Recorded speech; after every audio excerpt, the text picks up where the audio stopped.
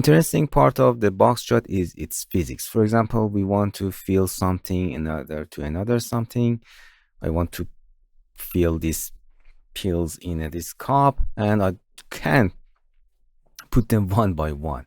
So you can use physics to that. For example, we want to copy this object. Just select the object that you want to set its physics, and software does anything to you, other thing to you.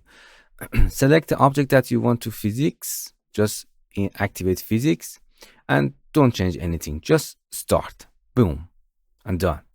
You can reset it and start it again, and it's okay. You can see it's dropped exactly at the.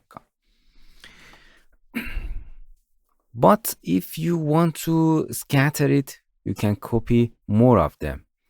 So the bounce, when it's fall down, boom, boom, you can see this is a bounce. You can change this number, or friction between the two objects. You can change it.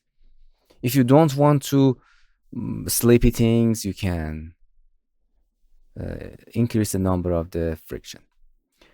But you want to scatter this object. You can tell number of the scatter 10 and scattered copy. If you start, you can see that from there, it scatter pills there and done. Reset. If you want to make a copy of them, I have to explains important things.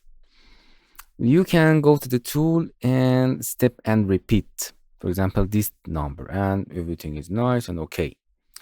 You select the objects and right click and physics, and problem happen here.